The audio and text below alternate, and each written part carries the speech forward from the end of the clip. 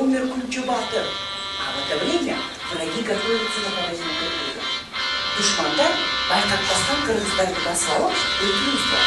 Президенттин жарлыгын өнүгүүгө өбөлгө түзүп, калың элге дем берген идеологиянын өзөгү катарындагы пайдаланса болот. Режиссер Нышан Мырзахматов азыр балдарга руханий жактан азык бере турган долбоорду иштеп чыгып, мектеп окуучулары үчүн мультфильм сабак, кино сабак деп уюштуруп баян куруп берүүдө. Айтып бергендеринин өзөгүн залкар жазуучу Чыңгыз Айтматовдун мектеп программасына кирген чыгармаларынан алган. Мектеп программасында өтүлүүчү буг эне жомогун балдарга жаңыча сабак кылып өтүп бердик.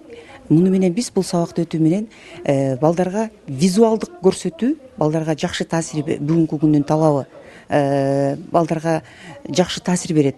Бул сабакты өтүү менен биз балдарды жаратылышты коргоону, жаратылышты сүйүүнү, мекенди коргоону, адептүүлүккө, адамгерчиликке, бири-бирин сыйлоого, улуттун улут болуп сакталып калышына, ушул нерселердин бардыгын балдарга жеткирүүгө аракет кылдык. Мугалимдердин айтымында азыр интернет улам тамыр жайган сайын балдарга каада салтты үйрөтүү кыйындап, адептүү, намыстуу бол деп айтыштагы таасир этпей баратат. Инсанды өнүктүрүүгө арналган жарлык идеологиялык кызыкчылыктар менен жуурулушуп ишке ашса, натыйжасы жакшы болот эле дешет. Мисалы ушуга негизделип баян курган сабактар балдарга абдан таасир берген. Көп жыл иштеген ушул мага ушундай бир жан дүйнөмдү козгоду бул сабакча. Себеби бүгүнкү күндө өзгөчө шаар жериндеги балдарды китеп окутуп, ушундай атактуу кыйын жазуучулардын чыгармаларын түшүндүрүп берүү булар үчүн чын деле кыйын. Эмне үчүн? Себеби балдар китеп окубайт.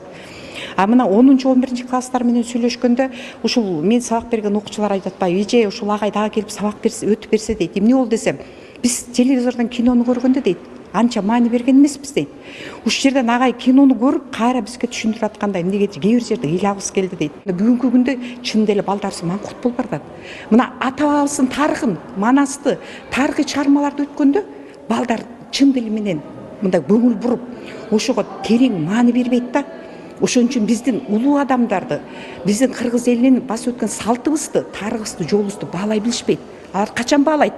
Алар могу китепти жан дүйнөсүн берилип окуганда гана, ошондо гана жүрөгүнө таасир этет. Балдар баян куруп берген сабактарды жакшы кабыл алганы менен жарлыкты калың элдин арасына жайылтуу жагы аксап жаткан сыйт. Нышан Мырзахматовдун пикиринде инсанды өнүктүрүүгө арналган максат милдеттер кожо көрсүн дегенде бир күндүк иш чара менен бүтүп калбай, адамдын чын дилинен чыгып, коомчулуктун калың катмарына пайда алып келгендей болушу керек. Жарлык бүгүнкү күндө кандай аткарылып жатылат?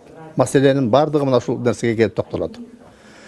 Жарлык жеке эле Кыргыз Республикасынын билим берүү жана илим министрлигинин же маданият министрлигинин же президенттин алдындагы мамлекеттик тил боюнча, тил саясаты жөнүндө боюнча улуттук комиссиянын эле милдети эмес. Бул жарлыктын аткарылышына ар бир жаран, коомчулук, бардык аткаруу бийлиги, мыйзам чыгаруу бийлиги, айтор баарыбыз жапатырмак кийлигишкенде гана биз дени сак, ыймандуу, адептүү, билимдүү коомду түзө алабыз. Кыргыздын мыкты жакшы кеби бар. Биргелешип кетмен чапсаң, бурган суун кырашат деп. Мектеп программасындагы чыгармаларды интерактивдүү сабак кылып өтүп түшүндүргөн окуучуларга дагы жаккан. Сначала башында кайсы бир китепти окуганда ошону оюңда элестеп түшүнөсүң, бирок аны фильм катары көрүп, бирөө түшүнүктүү кылып айтып берсе абдан кызык болот экен. Өмүр бою эстеп калгыдай сонун сабак болду. Адамдар кооздук үчүн ач көздүк менен жаратылышты талкалай берсе болбойт экенине көзүм жетти.